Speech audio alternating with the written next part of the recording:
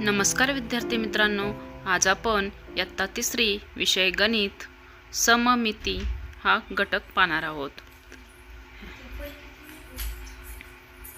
सममिती म्हणजे काय ते आपण आज या व्हिडिओमध्ये पाहणार आहोत।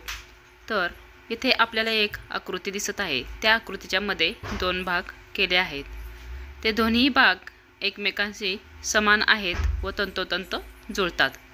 हे दाखवण्यासाठी आपण पुढे एक कागद घेतला आहे, त्याच्यावर मधोमध एक रेष मारली आहे। तर पाहूया आपण सममिती म्हणजे काय। पहा, हा एक चौरसाकृती कागद आहे, त्याला आपण मधोमध एक रेष मारून घेतलेली आहे। ह्या रेषेवर कागद दुमडल्यास याचे वरचा भाग दुसऱ्या भागावर तंतोतंत जुळतो। अशा प्रकारे वरचा भाग हा दुसऱ्या भागावर तंतोतंत जुळतो, म्हणजेच या रेषेच्या संदर्भात हा चौरसाकृती कागद सममित आहे। तसेच आता आपण एक झाडाचे पान घेतले आहे। या पानावर अनेक शिरा आहेत, परंतु त्याच्या मध्ये पण एक शिर आहे, तुम्हाला दिसत आहे। या शिरेवर आपण जर वरचा भाग आणि खालचा भाग असा एकावर एक दुमडला तर पहा, हे पान एकदम तंतोतंत जुळतो, म्हणजेच ही आकृती सममित आहे।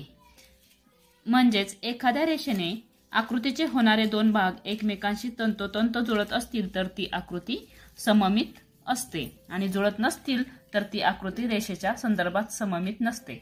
इथे पहा, हा एक त्रिकोणी कागद आहे।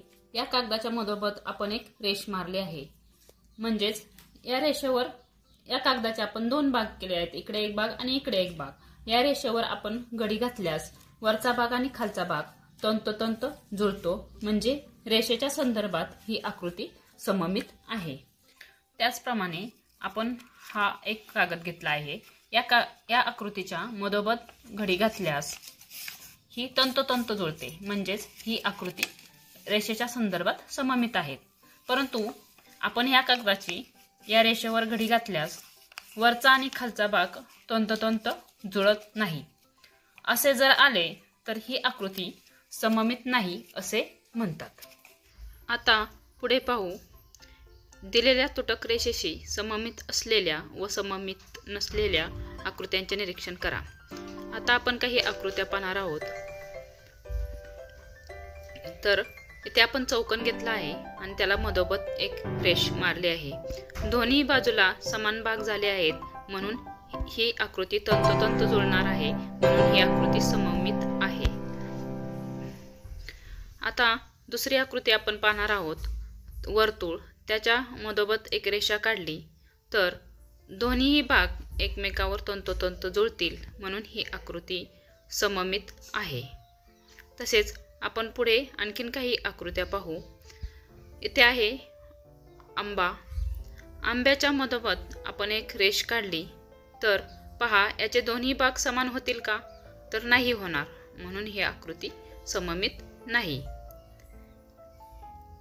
याप्रमाणे आपण ए हे लेटर घेतले आणि त्यावरही आपण मधोमध एक रेष काढली तर त्या रेषेवर घडी घातल्यास ते तंतोतंत जुळेल, म्हणून ती सममित आहे।